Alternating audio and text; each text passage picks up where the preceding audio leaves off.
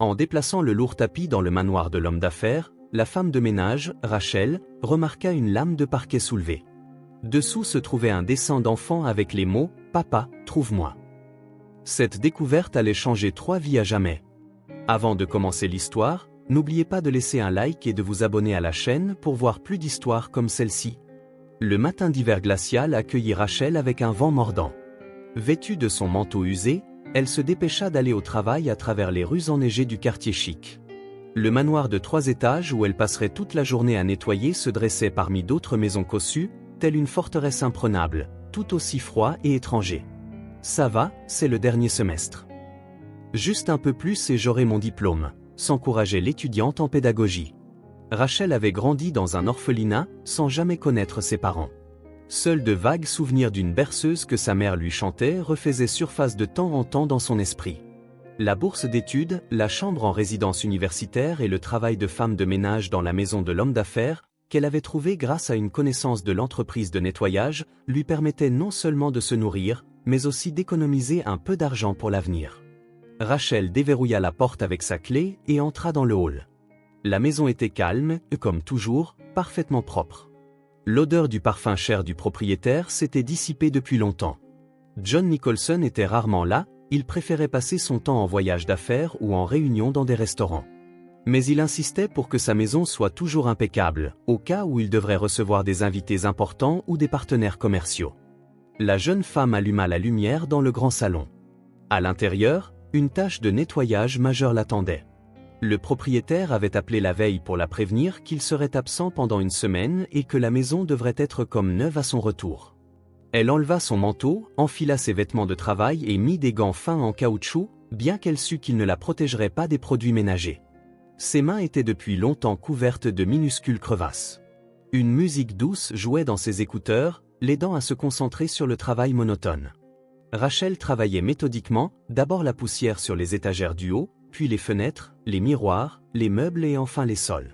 Il y avait là de véritables antiquités, des figurines, de la vaisselle, une table basse sculptée, un fauteuil recouvert de velours. Elle essuyait soigneusement chaque objet, essayant de ne pas endommager les choses coûteuses. « Je me demande ce que ça fait de vivre au milieu d'une telle richesse », pensa-t-elle en essuyant une immense fenêtre à travers laquelle on pouvait voir un jardin impeccablement entretenu. Même en hiver, il avait l'air majestueux avec ses buissons légèrement saupoudrés de neige. Elle n'avait jamais vu John s'y promener. En fait, pour autant qu'elle puisse en juger, la maison ressemblait plus à un musée ou à un décor de film, strict et impersonnel. Pas de photos d'enfants, pas d'héritages familiaux, seulement des tableaux de valeur et des meubles de créateurs. Vers midi, Rachel atteignit le tapis persan du salon. Ce tapis, qui occupait presque toute la partie centrale de la pièce, était une véritable œuvre d'art.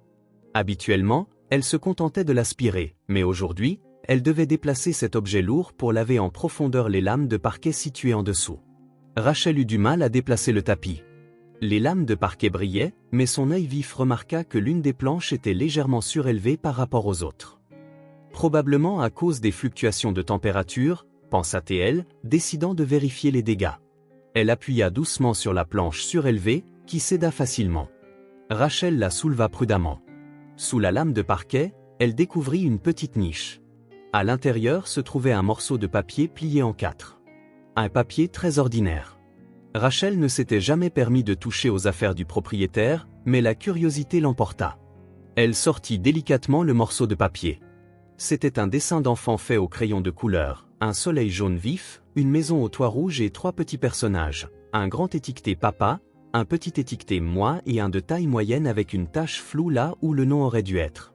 En bas, d'une écriture d'enfant irrégulière, figuraient les mots « Papa, tu me manques tellement, j'espère que tu me trouveras. Ta fille Stacy. » Rachel se figea, relisant les mots encore et encore. John a une fille ?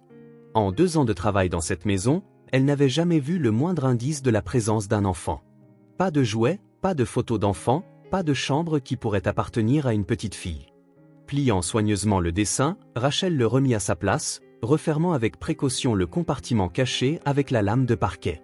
Quelque chose lui disait que cette découverte était très importante, mais elle n'osait pas franchir la ligne. Après avoir terminé le nettoyage et remis le tapis en place, elle passa longtemps à réfléchir à ce mot touchant. Qui est Stacy ? Pourquoi n'est-elle pas avec son père ? Et est-ce que John est au courant de ce mot? Ces questions la troublèrent toute la soirée et même pendant ses cours à l'université. Rachel prenait distraitement des notes sur la psychologie de l'éducation, mais dans son esprit, elle revoyait sans cesse le dessin d'enfant avec les simples petites silhouettes.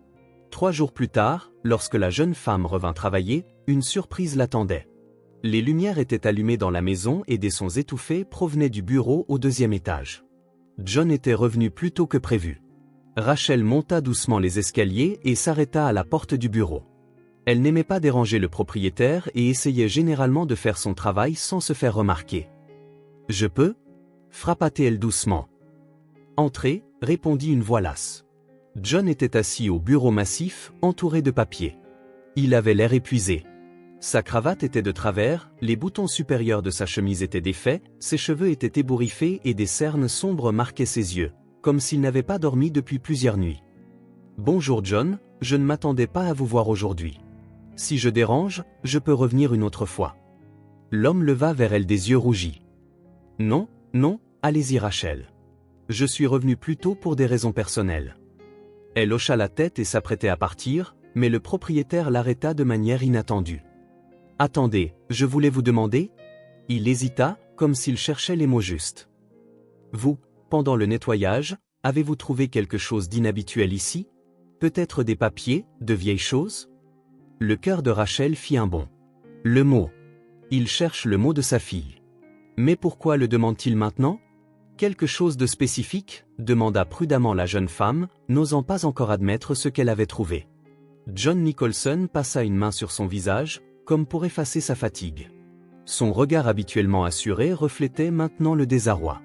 Non, il fit un geste de la main. Laissez tomber. Continuez votre travail. Rachel quitta le bureau, mais les pensées du mot ne la quittaient pas. Elle poursuivit machinalement son travail, se demandant si elle devait lui parler de sa découverte. D'un côté, c'était personnel. De l'autre, le propriétaire cherchait clairement quelque chose, et cela semblait lui causer de la peine. Après avoir travaillé 2 heures de plus et terminé le nettoyage au 1er étage, Rachel prit sa décision. Elle remonta au bureau et frappa à nouveau. « John, puis-je vous déranger un instant ?» L'homme leva les yeux de ses papiers. « Oui, Rachel ?»« Je dois vous dire quelque chose, » dit doucement la jeune femme. « Pendant le grand nettoyage, j'ai trouvé quelque chose sous les lames de parquet dans le salon. » À un mot, l'homme d'affaires se redressa brusquement. Une lueur d'anxiété mêlée d'espoir brilla dans ses yeux. « Montrez-moi, » dit-il d'une voix rauque en se levant de sa table. Rachel se dirigea vers le salon, suivie par John Nicholson. Elle déplaça soigneusement le tapis, s'agenouilla, souleva la lame de parquet, et de ses doigts délicats, récupéra le papier plié, le tendant au propriétaire. Les mains de John tremblaient visiblement alors qu'il dépliait le papier. Il eut du mal à s'asseoir sur le canapé, sans quitter des yeux le message de l'enfant. « Stacy » murmura-t-il, ses doigts caressant les lettres irrégulières. « Ma petite Stacy. » Rachel se tenait là, ne sachant quoi faire. C'était la première fois qu'elle voyait cet homme fort si vulnérable.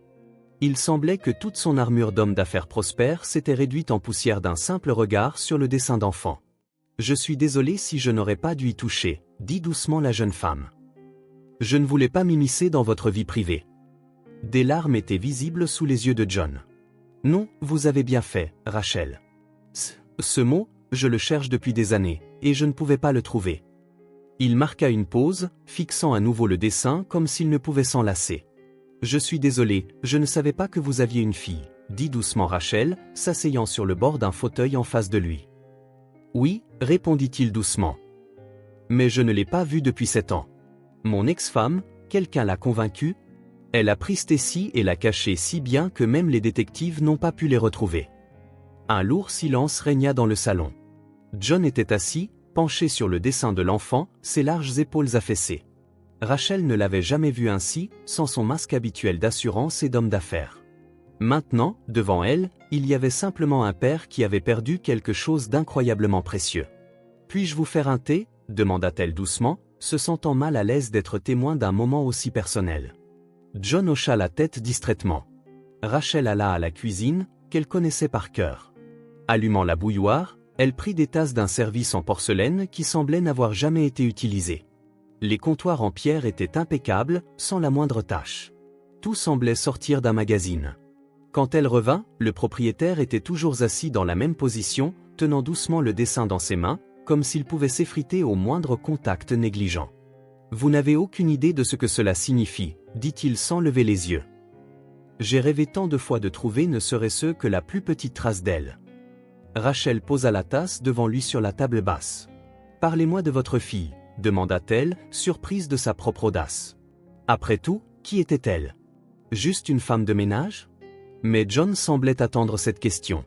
Ses yeux s'illuminèrent, bien que la douleur y persistât encore.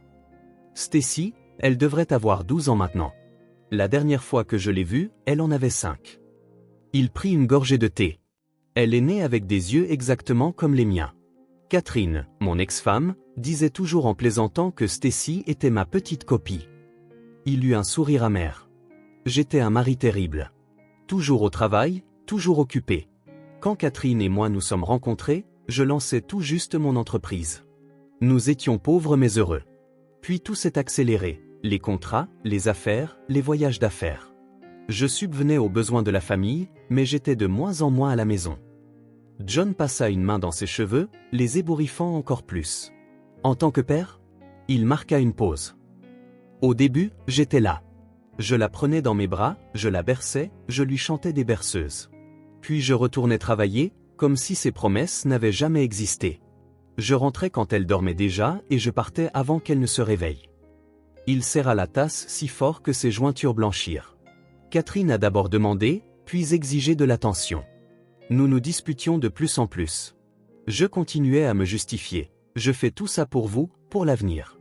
Seule Stacy était toujours heureuse de me voir, comme si elle ne remarquait pas mon absence. Elle courait vers moi en criant « Papa » et me sautait dans les bras. Nous dessinions ensemble. Elle avait du talent, mieux que ses camarades. John toucha doucement le dessin. Maintenant, je réalise que Catherine essayait de sauver notre mariage, et j'étais trop stupide pour le voir. Un jour, je suis rentré d'un voyage d'affaires de 2 semaines et j'ai trouvé l'appartement vide. Elle avait laissé un mot, « Tu as choisi ton travail plutôt que nous. Nous ne te dérangerons plus. » Et c'est tout. Pas de contact, pas d'adresse, rien. Rachel écoutait, retenant son souffle. L'histoire était triste et douloureusement familière. Combien de familles s'étaient brisées à cause de la poursuite de l'argent et du succès? J'ai engagé des détectives privés, les meilleurs des meilleurs, continua John. Ils ont découvert que Catherine avait retiré tout l'argent du compte, pris les documents de Stacy à la maternelle et disparu. Elle a peut-être changé de nom de famille, peut-être quitté le pays. Aucune trace. Il n'y a eu qu'une seule fois? Il marqua une seconde de pause, où j'ai reçu une carte postale de Stacy pour mon anniversaire. Pas d'adresse de retour. Et puis c'est tout. Ça s'est arrêté. Il leva les yeux vers Rachel. Vous savez ce qui est le plus effrayant? Toutes ces années, j'ai eu peur que Stacy m'oublie, que Catherine la monte contre moi. Et ce mot? Sa voix trembla. Elle me manquait. Elle attendait que je la trouve. Mais je n'ai pas pu. Murmura John. Vous avez cherché, dit doucement Rachel. C'est le plus important. Pas assez, secoua-t-il la tête. J'ai continué à travailler, à construire cette fichue entreprise, comme si ça pouvait combler le vide. J'ai acheté cette immense maison en pensant qu'un jour elle reviendrait, qu'elle vivrait ici. J'ai gardé tous ses jouets, tous les dessins qui restaient. Il se tut et laissa échapper un souffle tremblant. Sont dans la chambre là-haut, enfermés à clé. John posa la tasse sur la table et couvrit son visage de ses mains. Le pire, c'est que je ne sais même pas. Est-ce qu'elle va bien? Est-ce qu'elle est en bonne santé? Est-ce qu'elle est heureuse? Sa voix portait un tel désespoir que le cœur de Rachel se serra. Elle connaissait trop bien ce sentiment, ne pas savoir où sont vos proches, s'ils vont bien, s'ils pensent à vous. Et quand ce mot est-il apparu? Demanda-t-elle. Vous ne vous souvenez pas quand il aurait pu être placé sous le parquet? John baissa les mains et la regarda. Il y a 2 ans, je rénovais le salon. Les ouvriers étaient là, changeant l'éclairage, reposant le parquet. Le mot aurait pu être là avant la rénovation, ou pendant. Est-ce qu'un des ouvriers aurait pu être soudoyé par Catherine pour livrer la lettre? Je ne sais pas. Il se leva et commença à arpenter lentement le salon, comme pour essayer de tout assimiler. Je ne sais plus quoi penser. Toute cette incertitude me rend fou. 7 ans. 7 ans sans un seul mot. Et soudain, je découvre que ma fille m'a écrit, qu'elle m'a appelé, et je n'ai pas entendu son appel. Rachel le regardait. L'homme fort, autoritaire, habitué à tout contrôler, et maintenant un père brisé, perdu. Une vague de sympathie monta dans sa poitrine. Elle aussi avait attendu, espéré. Elle aussi avait rêvé. J'imaginais souvent que mes parents me cherchaient, dit-elle doucement. J'inventais des histoires entières sur la façon dont ils m'avaient perdu par un terrible accident, mais qu'ils n'avaient jamais cessé de chercher. Chaque fois que des adultes venaient à l'orphelinat, j'espérais voir des visages familiers parmi eux. Je me souviens d'une fois où j'ai rêvé de ma mère. Elle me chantait une berceuse et promettait de revenir. John s'arrêta et la regarda. Il semblait qu'il venait seulement de voir vraiment Rachel, non pas comme une femme de ménage, non pas comme un élément du décor de sa maison sans vie, mais comme une personne vivante, une âme sœur dans la douleur. « Ils ne sont jamais venus pour vous » dit-il presque avec regret. Rachel secoua la tête. « Non. Ils étaient probablement déjà partis. Mais ce n'est pas le sujet. Je sais ce que c'est d'attendre. Mais votre fille, contrairement à moi, sait pertinemment que son père existe, qu'il l'aime. Elle vous a laissé ce mot, comme un fil, comme une connexion que même la peur, même la séparation, n'ont pu briser. Et maintenant que vous avez trouvé son message, vous ne pouvez pas abandonner. » John s'approcha de la fenêtre. Derrière la vitre, il y avait un jardin enneigé, blanc et silencieux. Je ne sais pas par où commencer. Les détectives sont dans une impasse. Toutes les méthodes légales de recherche ont été épuisées. Catherine ne veut clairement pas que je les trouve. Rachel réfléchit un instant. Elle connaissait le système de l'intérieur, les orphelinats, les foyers, la bureaucratie et les dossiers abandonnés contenant les destins des gens. « John, » commença-t-elle prudemment, « avez-vous déjà pensé que quelque chose aurait pu arriver à votre ex-femme » Il se tourna brusquement vers elle. « Que voulez-vous dire ?»« Juste une suggestion, » Rachel tripotant nerveusement l'ourlet de son chemisier. « Et si quelque chose était arrivé à Catherine et que Stacy s'était retrouvée dans le système ? Dans un orphelinat ou sous tutelle ?» Le visage de l'homme blêmit. « Mon Dieu ! Je n'y avais jamais pensé. Mais, continua Rachel, les détectives ont vérifié les registres des orphelinats, n'est-ce pas ? Si Catherine a changé de nom de famille, alors Stacy aurait pu entrer dans le système sous un autre nom. Mais, commença-t-il, confus. Les bases de données ont été vérifiées. Elles ne sont pas toujours mises à jour à temps, surtout dans les petites villes, dit-elle calmement. Tout fonctionne à l'ancienne. Et d'ailleurs, je connais des gens dans les orphelinats et les services de protection de l'enfance. Je peux vous aider.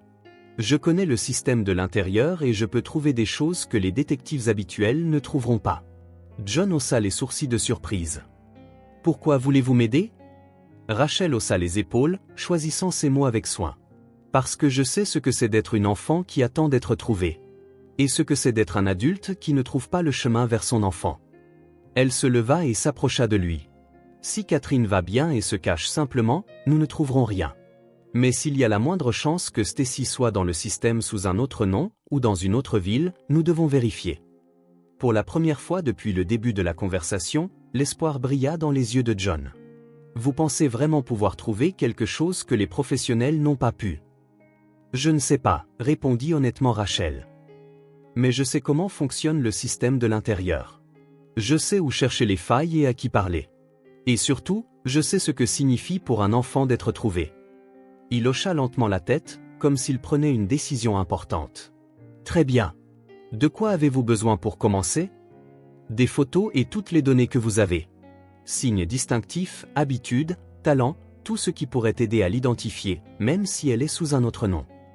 John se dirigea d'un pas décidé vers les escaliers. « Allons-y. Je vais vous montrer. » Ils montèrent au 3e étage, où John s'arrêta devant une simple porte blanche.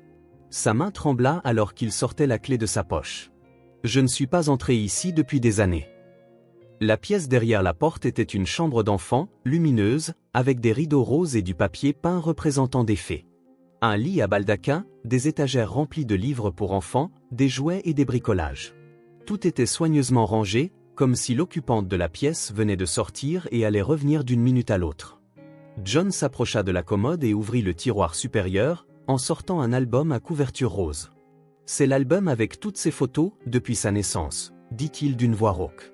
« Et ici, » il désigna une boîte sur l'étagère, « se trouvent tous les documents qu'il me reste d'elle. Une copie de son acte de naissance, ses dossiers médicaux de la clinique. » Rachel prit soigneusement l'album. Sur la première page, il y avait une photo d'une minuscule nouveau-née dans les bras de ses parents heureux. Un jeune John sans un seul cheveu gris et une belle femme aux longs cheveux bruns regardaient l'enfant avec adoration. Elle a une tache de naissance derrière l'oreille droite, dit John en feuilletant l'album et en montrant des photos de la fillette grandissante. Et une petite cicatrice sur le genou. Elle est tombée de vélo quand elle avait 4 ans. Aussi, elle ne tressait jamais ses cheveux du côté droit, seulement du gauche. Elle disait que c'était son secret spécial. Il sourit à ses souvenirs, mais le sourire s'effaça rapidement. Stacy adorait dessiner. Elle pouvait rester assise pendant des heures avec son carnet de croquis. Et elle aimait vraiment les animaux. Nous avions un chat nommé Mike. Elle ne le quittait jamais. Rachel écoutait, prenant des notes mentales. Tous ces détails pourraient s'avérer inestimables dans la recherche. Avait-elle d'autres talents ou traits particuliers? John réfléchit un instant. Elle était très sociable, se faisait facilement des amis. Une mémoire incroyable pour les poèmes. Elle pouvait mémoriser un long poème dès la première lecture. Catherine disait qu'elle avait l'oreille absolue. Avant qu'elle ne disparaisse, nous comptions envoyer Stacy à l'école de musique. Il s'assit lourdement sur le bord du lit, caressant le couvre-lit. J'ai toujours espéré qu'elle reviendrait. Qu'un jour, Catherine reprendrait ses esprits et la ramènerait à la maison. C'est pourquoi j'ai gardé la chambre exactement comme elle était. Rachel s'assit à côté de lui. Nous la trouverons, dit-elle fermement. Je ne peux pas promettre que ce sera rapide ou facile, mais nous ferons tout notre possible. John la regarda avec gratitude. Pourquoi m'aidez-vous, Rachel? Je ne suis que votre employeur. La jeune fille marqua une pause, rassemblant ses pensées. Quand j'étais petite, à l'orphelinat, j'imaginais qu'il y avait un père qui me cherchait et qui ne me trouvait pas. Qu'il souffrait de la séparation, tout comme moi. Ça m'aidait à ne pas me sentir abandonné, inutile. Et maintenant, je vois devant moi exactement ce genre de père. Celui qui a perdu sa fille contre sa volonté et qui essaie désespérément de la retrouver. Si je peux aider ne serait-ce qu'une famille à se réunir, cela signifiera que ma vie a un sens. Un silence régna dans la pièce, seulement rompu par le tic-tac d'une horloge d'enfant au mur. Deux personnes si différentes par leur statut social, mais unies par la douleur commune de la perte, étaient assises côte à côte, regardant les photos d'une petite fille heureuse qui, quelque part, attendait que son père la trouve. « Par où commençons-nous » demanda enfin John. « En faisant une liste de tous les orphelinats et pensionnats dans un rayon de 500 km, répondit Rachel. Ensuite, nous vérifierons méthodiquement chacun d'eux. C'est un long chemin, mais c'est le seul que nous ayons. » Elle referma soigneusement l'album avec les photos. « Je trouverai votre fille, John. Je vous le promets. » Les semaines suivantes changèrent complètement la vie de Rachel et de John. La jeune fille poursuivait ses études à l'université, mais tout son temps libre était consacré à Stacy. Elle ne travaillait plus comme femme de ménage dans la maison Nicholson, elle avait maintenant une mission bien plus importante. John aménagea un petit bureau pour leur quartier général improvisé au premier étage du manoir. Les murs de la pièce se couvrirent rapidement de cartes, de listes d'institutions pour enfants et de photos de Stacy à différents âges. Rachel rédigea une description détaillée de la jeune fille, incluant tous ses signes distinctifs. La tache de naissance derrière l'oreille droite, la cicatrice sur le genou, l'habitude de ne tresser ses cheveux que du côté gauche. Nous devons être extrêmement prudents. Si Catherine a changé de nom de famille, Stacy pourrait également être enregistrée sous un nom différent. Nous devons chercher en fonction des signes distinctifs et de l'âge, expliqua-t-elle. John hochait la tête, écoutant attentivement chaque mot. Habitué à diriger et à donner des ordres, il acceptait maintenant volontiers les conseils de la jeune femme qui en savait plus sur le fonctionnement du système de tutelle de l'État que lui.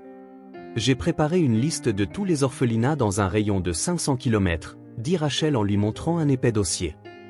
Il y en a plus d'une centaine, sans compter les foyers privés et les pensionnats. Comment allons-nous procéder? Demanda John en examinant la liste. Je commencerai par passer des appels, expliqua la jeune fille. J'ai quelques contacts dans plusieurs institutions qui peuvent aider avec les informations. Mais pour une recherche complète, nous devrons visiter beaucoup de ces endroits en personne. Il regarda par la fenêtre le jardin enneigé, pensif. Je ne peux pas voyager avec vous tout le temps. J'ai les obligations de l'entreprise. Il se tut, puis se tourna vers elle avec résolution. Mais je peux vous fournir tout ce dont vous avez besoin. Transport, argent pour les dépenses, demandes officielles, n'importe quoi. Rachel hocha la tête. J'ai juste besoin de pouvoir continuer mes études. Je suis prête à consacrer tout le temps qu'il me reste à la recherche. Et ainsi commença leur recherche. Depuis chez elle, elle envoyait des demandes, rencontrait d'anciens éducateurs et travailleurs sociaux. Elle utilisait toutes les relations qu'elle avait tissées au fil des ans passés dans le système. Elle était aidée par des amis restés travailler dans des institutions pour enfants et d'anciens éducateurs qui lui gardaient une affection chaleureuse. John, de son côté, lui fournit une voiture de société avec chauffeur pour gagner du temps et de l'énergie, et utilisa ses relations pour accélérer l'obtention d'informations auprès des autorités officielles. Les soirs, il se retrouvait chez lui pour discuter des progrès de la journée. Assis autour d'une tasse de thé dans la spacieuse cuisine, ils échangeaient des informations et faisaient des plans pour le lendemain. Parfois, ils veillaient tard. Il n'y a aucun intérêt à traverser toute la ville, disait-il, et Rachel acquiesçait. C'était en effet plus pratique ainsi. Progressivement, leur relation changea. La frontière entre employeur et employé disparut. Ils devinrent partenaires, unis par un objectif commun. John commença à la consulter non seulement pour la recherche, mais aussi pour d'autres affaires. Sa prudence et son regard neuf l'aidaient à prendre des décisions. Je n'ai jamais rencontré une personne avec un esprit aussi clair et un cœur aussi bon en même temps, dit-il un jour en la regardant. Un soir, alors qu'ils examinaient une autre liasse de documents, il dit « Vous êtes une femme incroyable, Rachel. » Elle rougit à ce compliment inattendu. « Je fais juste ce que je pense être juste, » répondit-elle en déplaçant les papiers. « Et pour cela, je vous suis infiniment reconnaissant, » dit doucement John. « Sans vous, j'aurais abandonné depuis longtemps. » Un jour, en revenant d'un voyage dans une ville voisine où ils avaient vérifié un autre orphelinat, Rachel et John furent pris dans une forte tempête de neige.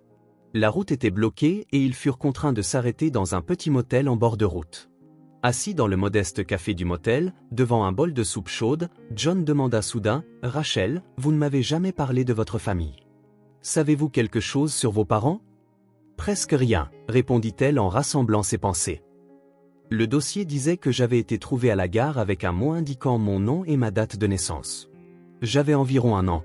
Il n'y avait aucune autre information sur mes parents. John secoua la tête. « Et vous n'avez jamais essayé de les retrouver ?»« J'ai essayé, quand j'étais adolescente. » Rachel eut un léger sourire. « Je pensais qu'il y avait eu une sorte d'erreur, qu'il m'avait perdu par accident et me cherchait. J'ai même mis une annonce dans le journal quand j'ai eu 16 ans. Mais personne n'a répondu. » Elle marqua une pause, regardant par la fenêtre la neige qui tombait. Puis j'ai réalisé que ce qui importe, ce n'est pas qui vous a mis au monde, mais qui vous aime. Et j'ai décidé qu'un jour, je créerais ma propre famille, où personne ne se sentirait jamais abandonné. John la regarda avec un profond respect. Vous êtes une personne incroyablement forte, Rachel. Beaucoup de gens à votre place seraient devenus aigris. Ça ne résout rien, répondit-elle simplement. Ça ne fait que vous détruire de l'intérieur. Je préfère croire que tout arrive pour une raison, continua Rachel. Peut-être que mon temps à l'orphelinat était nécessaire pour que je puisse aider d'autres enfants plus tard. Ou pour que je puisse vous rencontrer et aider à trouver Stacy. Un nouveau sentiment, plus personnel, traversa l'esprit de John. Pas seulement de la gratitude ou du respect, mais quelque chose de plus profond. Mais il détourna rapidement le regard, revenant à leur conversation sur les plans pour le lendemain. Les semaines se transformèrent en mois. Ils avaient vérifié plus de 20 orphelinats et pensionnats, mais il n'y avait aucun signe de Stacy. Rachel voyait comment, à chaque échec, John perdait de plus en plus espoir. « Nous n'avons même pas vérifié la moitié de la liste, » disait la jeune fille lorsqu'elle remarquait le désespoir dans ses yeux. « Elle est là, quelque part, elle vous attend. J'en suis sûr. » Ils continuèrent leurs recherches. Rachel passa ses examens d'hiver à l'université, malgré l'offre de John de faire une pause dans les recherches pendant ses examens, elle continua d'appeler les orphelinats et de suivre de nouvelles pistes. Le printemps arriva. La neige fondit, révélant les premiers bourgeons et brins d'herbe. Un jour comme celui-là, alors que Rachel était assise dans leur quartier général improvisé, elle reçut un appel d'une amie qui travaillait au service de l'aide sociale à l'enfance d'une petite ville du district voisin.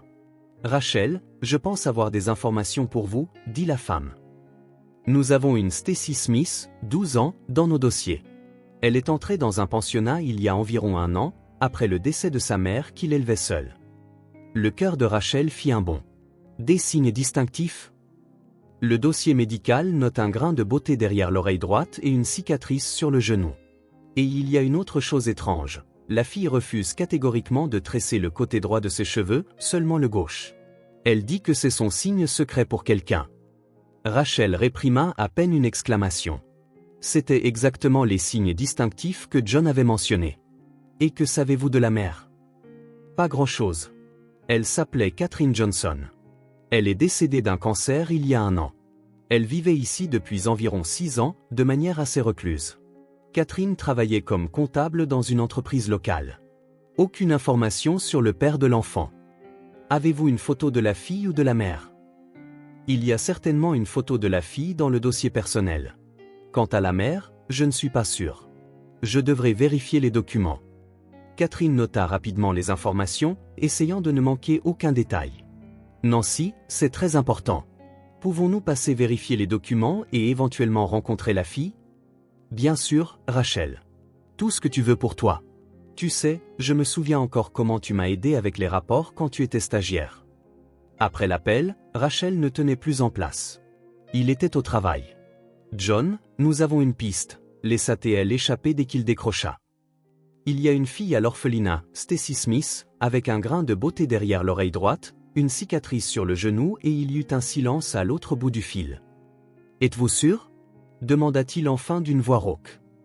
Une personne de confiance du service de l'aide sociale à l'enfance me l'a dit. La mère de la fille est décédée. Johnson. L'âge correspond, les signes distinctifs aussi. Je pense que ça pourrait être elle, John. Je pars, dit brièvement John et raccrocha. Une demi-heure plus tard, il était à la maison. Rachel ne l'avait jamais vu aussi nerveux. Habituellement calme et posé, il ne tenait plus en place maintenant. Et si ce n'est pas elle? Dit-il en faisant les 100 pas dans la pièce. Et si c'est juste une coïncidence? Je ne sais pas si je peux supporter une autre déception. Rachel s'approcha de lui et posa doucement sa main sur son épaule. Nous n'allons pas tirer de conclusions hâtives. Nous irons vérifier. Mais autant de coïncidences à la fois? J'ai l'impression que ça ne peut pas être juste une coïncidence. Ils partirent le lendemain matin. Le trajet jusqu'au foyer prit près de 4 heures sur de mauvaises routes. John resta silencieux tout le long du trajet, serrant fermement le volant. Rachel comprenait son état et n'essaya pas d'entamer la conversation. Au bureau de l'aide sociale à l'enfance, ils furent accueillis par Nancy, une femme corpulente aux yeux bienveillants, une vieille connaissance de Rachel. « Rachel, comme tu as grandi. » Elle serra la jeune fille dans ses bras. « Tu es devenue une vraie beauté. » Puis elle se tourna vers John Nicholson. « Êtes-vous le père de la fille ?» demanda-t-elle directement. « Possiblement, » répondit prudemment John. « Nous aimerions voir les documents, si possible. » Et la fille elle-même. Nancy hocha la tête et les conduisit à son bureau. Là, elle sortit un dossier avec un fichier personnel du coffre-fort. Voici tous les documents pour Stacy Johnson, y compris l'acte de naissance, le dossier médical et le certificat de décès de la mère. John ouvrit le dossier avec des mains tremblantes. La première chose qu'il vit fut une photo de la fille, mince, avec des tresses claires et des yeux sérieux. Il la regarda et ses yeux s'emplirent de larmes. « C'est elle, murmura-t-il. C'est ma Stacy. » Il tourna la page et vit une copie du passeport de la mère. La photo était floue, mais même à travers la copie granuleuse, il reconnut les traits de la femme qu'il avait autrefois aimée. Catherine, sa voix trembla. Alors elle est vraiment partie. Nancy le regarda avec sympathie. Cancer, dit-elle doucement.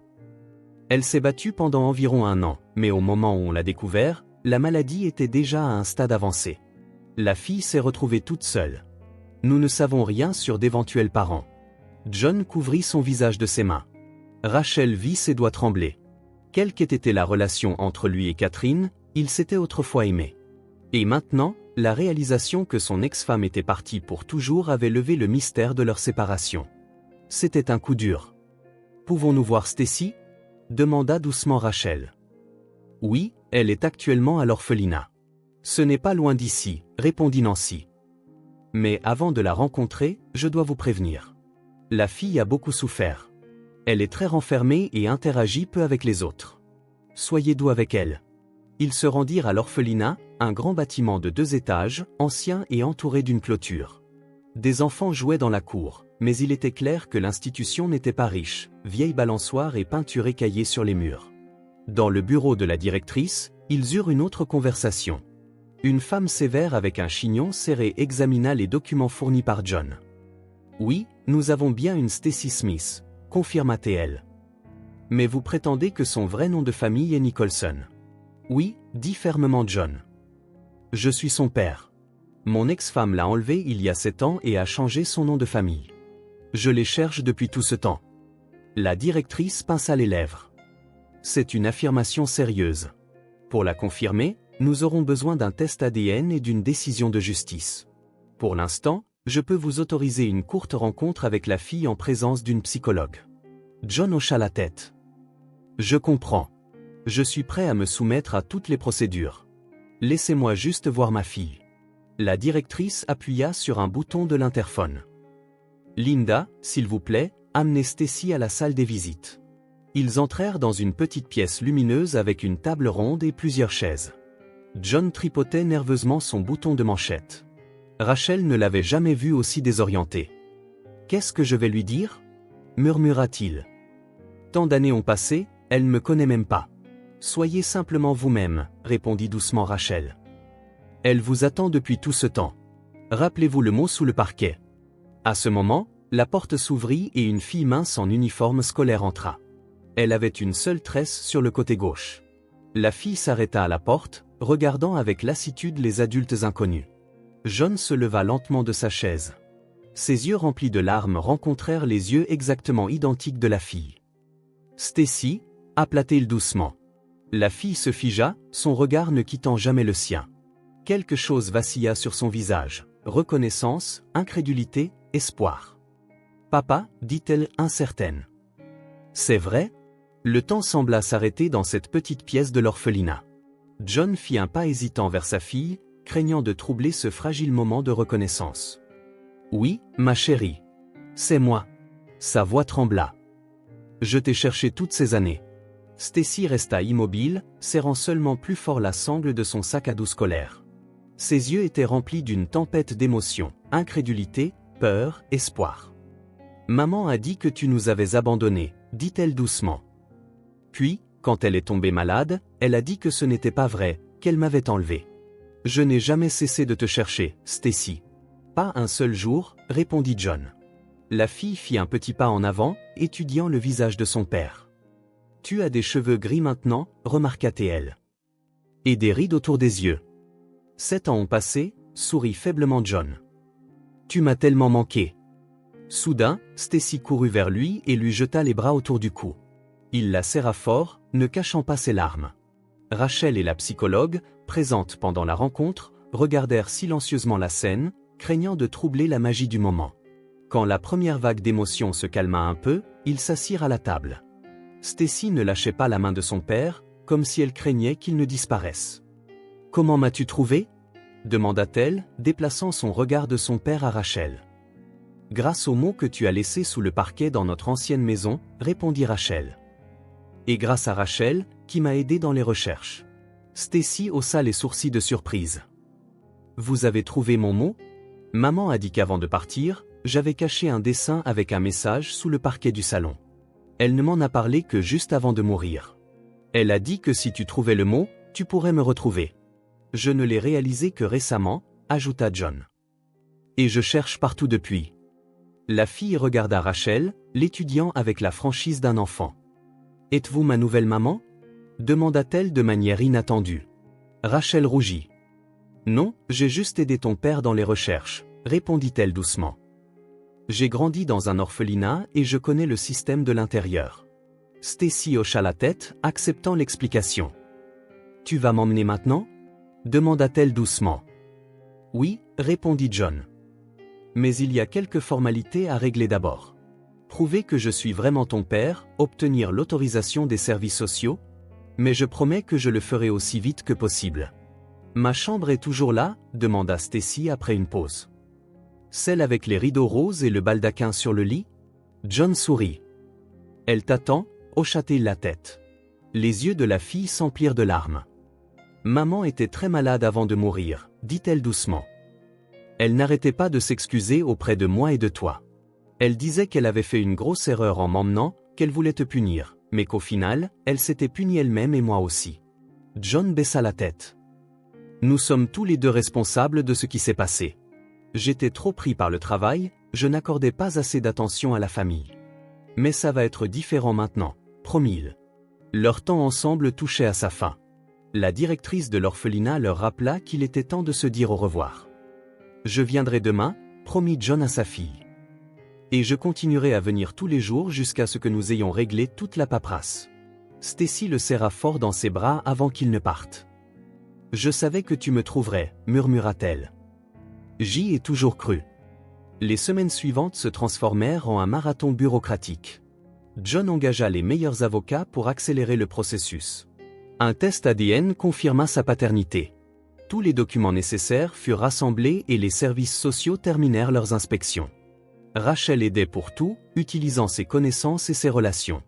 Elle savait quels documents étaient nécessaires en premier, à qui parler et comment remplir correctement les demandes. Passant tout son temps libre avec sa fille, John lui apportait des livres, des jouets et des bonbons. Mais le plus précieux pour Stacy étaient ses heures passées avec son père, où elle pouvait lui raconter tout ce qui s'était passé dans sa vie au fil des ans. Rachel accompagnait souvent John lors de ses visites. Progressivement, Stacy s'habitua à elle et commença à lui faire confiance. Un lien spécial se forma entre la jeune fille et la jeune femme. Ayant toutes deux grandi sans parents, elles apprirent à chérir chaque moment de chaleur familiale. « Rachel, tu sais faire des tresses ?» demanda Stacy un jour.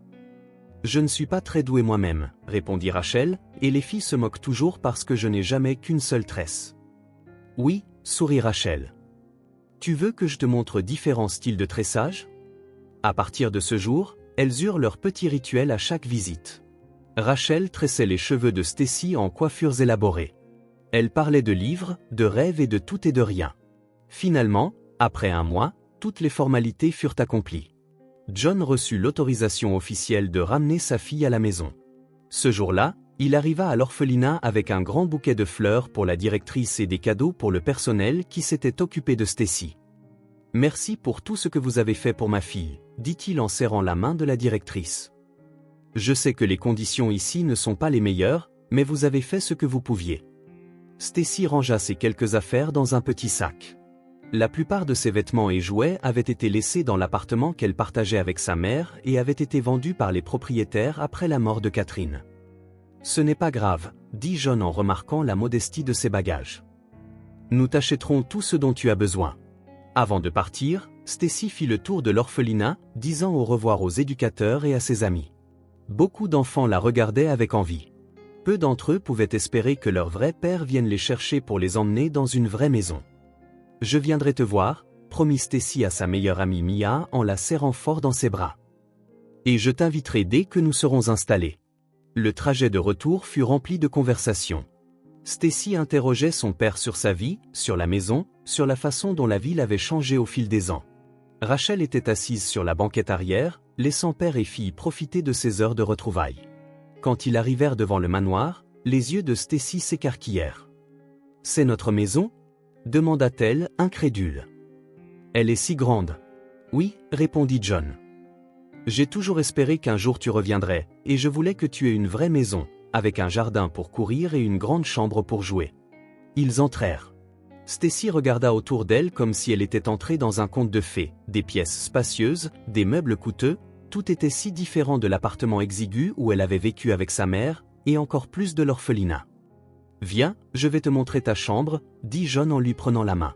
Ils montèrent au 3e étage et John ouvrit une porte blanche. Stacy se figea sur le seuil. La pièce était exactement comme elle s'en souvenait, rideaux roses, lit à baldaquin, livres et jouets. Seulement, maintenant, tout semblait en quelque sorte plus petit, ou peut-être avait-elle simplement grandi au fil des ans. « Mes vieux jouets !» s'exclama Stacy en se précipitant vers l'étagère où se trouvait un ours en peluche à l'oreille usée. « Monsieur Ours, tu m'as tellement manqué !»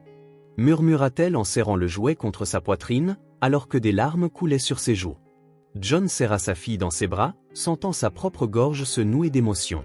« Tout ira bien maintenant, » murmura-t-il. « Tu es à la maison. » Les premiers jours ne furent pas faciles. Stacy devait s'habituer à sa nouvelle vie, à la grande maison et au père qu'elle n'avait pas vu depuis 7 ans. Elle se réveillait souvent au milieu de la nuit à cause de cauchemars, appelant sa mère. John venait dans sa chambre, s'asseyait à côté d'elle et lui tenait la main jusqu'à ce qu'elle se rendorme. Rachel passait souvent du temps chez eux, aidant Stacy à s'adapter, à réduire son anxiété et à apprendre à gérer les explosions émotionnelles qui survenaient naturellement après la perte de sa mère et un changement de vie aussi majeur. Elle a besoin de temps, expliqua Rachel. Soyez patient. Laissez-lui de l'espace pour faire son deuil, mais montrez-lui aussi que la vie continue. John apporta des changements radicaux à son style de vie. Il réduisit ses heures de travail et engagea des assistants pour pouvoir passer plus de temps avec sa fille. Ils allaient au cinéma, dans les parcs d'attractions, faisant toutes les choses dont Stacy avait été privée ces dernières années. Petit à petit, leur vie commença à se stabiliser. Stacy s'inscrivit dans une nouvelle école et se fit rapidement des amis. Sa chambre se remplit progressivement de nouvelles choses, posters de musiciens actuels, romans pour adolescents, bibelots colorés. Ces vieux jouets déménagèrent sur l'étagère du haut, laissant place à des centres d'intérêt plus adultes. À l'automne, Stacy commença à se sentir chez elle, tant dans sa nouvelle école que dans la maison de son père. Les premiers mois furent difficiles. Il y avait encore des larmes la nuit, des sautes d'humeur soudaines et des jours de silence où elle se retirait dans sa chambre avec une photo de sa mère. Mais lentement, les blessures commencèrent à guérir. John se révéla être un père patient, prêt à attendre que sa fille lui fasse à nouveau confiance. Rachel passa avec succès ses examens finaux et obtint son diplôme d'enseignante avec mention. Le jour de sa remise de diplôme, John et Stacy vinrent la féliciter avec un bouquet de pivoines blanches et roses. « Tu es une vraie enseignante maintenant », dit Stacy avec admiration en regardant le diplôme rouge. « Oui, mais j'ai d'autres projets », répondit Rachel alors qu'ils étaient tous les trois assis dans un café confortable pour célébrer sa réussite. Elle sortit un dossier de son sac et le posa sur la table devant John. « Je veux créer une fondation pour aider les familles séparées. Nous l'appellerons Trouve-moi. Nous aiderons les parents qui ont perdu leurs enfants et les enfants qui recherchent leurs parents, dit-elle. John examina attentivement les documents. C'est un projet sérieux. Tu auras besoin de financement, d'un bureau, d'une équipe, d'un soutien juridique. Je sais, hocha la tête Rachel. C'est pourquoi je suis venu te voir. Si tu pouvais aider, au moins au début. Rachel, l'interrompit doucement John. Tu as trouvé ma fille alors que tout le monde avait abandonné. Je financerai entièrement ton projet. Sans condition, sans si. Les yeux de Rachel s'illuminèrent. Vraiment? Mais c'est beaucoup d'argent. C'est de l'argent qui aidera d'autres familles à connaître le même bonheur que nous avec Stacy, termina John. Je ne me contenterai pas de te donner les fonds. Je deviendrai administrateur de la fondation. Ensemble, nous en ferons la meilleure du pays. Et ainsi commença leur projet commun. John loua un petit bureau dans le centre-ville et aida à s'occuper de toute la paperasse juridique. Rachel développa des méthodologies de recherche et contacta des amis dans les orphelinats et les services sociaux. Bientôt, la fondation Trouve-moi engagea des avocats, des psychologues et d'anciens orphelins qui connaissaient le système de l'intérieur. Malgré son jeune âge, Stacy voulut aussi s'impliquer. Après l'école, elle venait au bureau pour aider à trier les dépliants, entrer des données dans l'ordinateur ou simplement partager son histoire avec des personnes qui avaient perdu espoir. Travaillant côte à côte, Rachel et John apprirent à se connaître plus profondément. Elle ne le voyait plus seulement comme un homme d'affaires prospère, mais comme un père attentionné, un ami loyal et un homme avec une profonde sensibilité émotionnelle. Il admirait sa gentillesse, son intelligence, son énergie et son dévouement à la cause. Le premier grand succès de la fondation arriva 6 mois après son ouverture. Ils aidèrent une femme à retrouver son fils qui avait été emmené dans une autre ville et caché pendant 5 ans par son ex-mari. Lorsque la mère et l'enfant furent enfin réunis dans les bureaux de la fondation, personne ne put retenir ses larmes. L'histoire fit la une des journaux locaux et les gens commencèrent à parler de Trouve-moi. « Tu vois, nous faisons une différence », dit John un soir alors que lui et Rachel restaient à trier de nouvelles demandes. « Oui, grâce à toi », le corrigea Rachel. « Peut-être devrions-nous nous tutoyer ?» sourit John, puis proposa soudainement. « Nous avons traversé tant de choses ensemble, et tu m'appelles toujours comme si j'étais ton patron. » Rachel rougit légèrement. « C'est une habitude. Bon, je vais commencer à te tutoyer. » Elle ne remarqua pas l'étincelle dans les yeux de John, quelque chose de plus chaleureux que de la simple amitié. Les mois passèrent et la fondation continua de grandir. Ils déménagèrent dans un bureau plus grand. Les réunifications familiales réussies devinrent plus fréquentes, et Trouve-moi gagna en reconnaissance non seulement dans leur ville, mais à travers tout le pays. Des gens de différentes régions les contactaient, et ils faisaient tout leur possible pour aider chacun d'entre eux. Stacy, pendant ce temps, se transformait d'une fille gauche en une jeune femme confiante. À la maison, elle taquinait souvent son père et Rachel, les traitant de bourreaux de travail qui ne voyaient pas plus loin que leurs papiers. « Pourquoi n'iriez-vous pas quelque part ensemble » suggéra-t-elle un soir pendant le dîner. « Au théâtre ou au restaurant ? Allez vous amuser. » John s'étouffa avec son thé et Rachel trouva soudain la nappe très intéressante.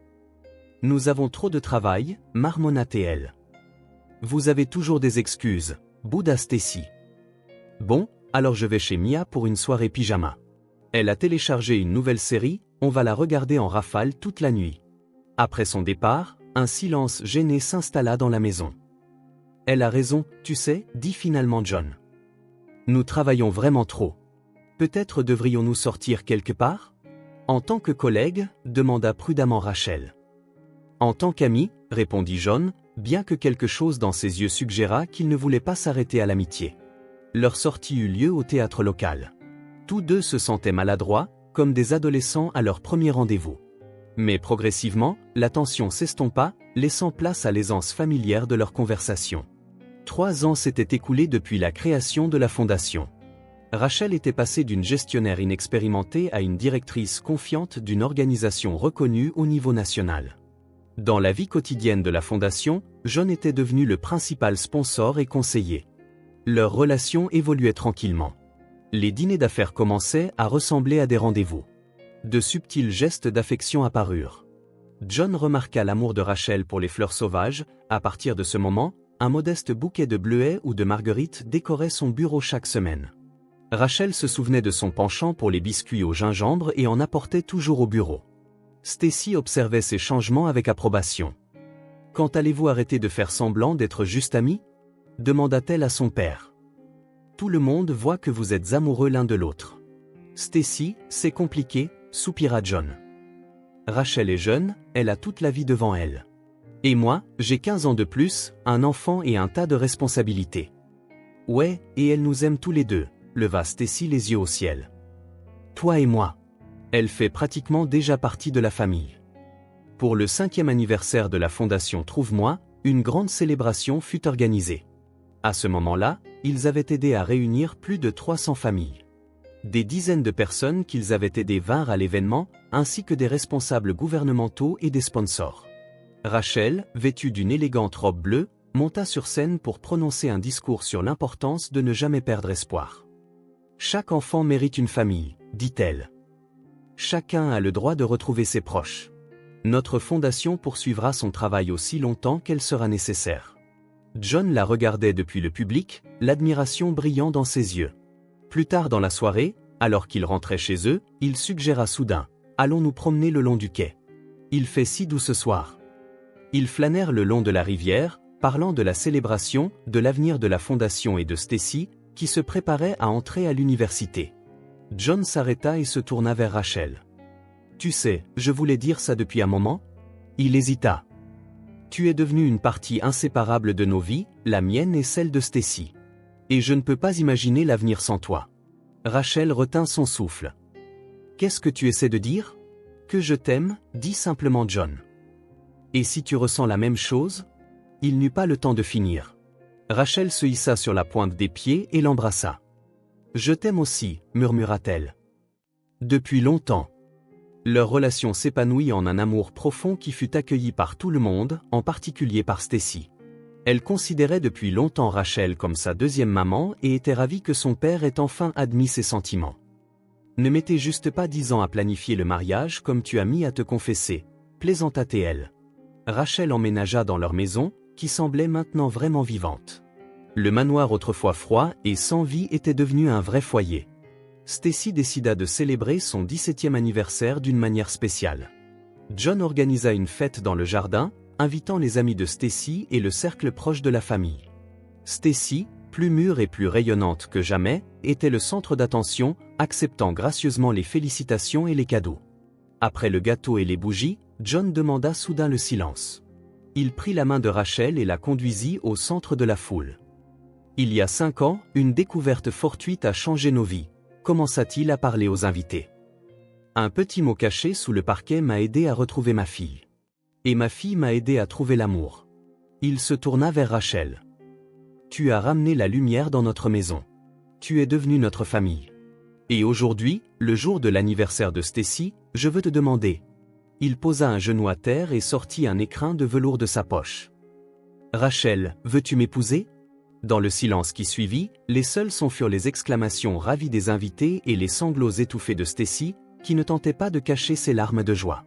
Rachel, qui avait rêvé toute sa vie d'une vraie famille, regarda l'homme devant elle, la bague à la pierre brillante, et Stacy, qui la voyait déjà comme une mère.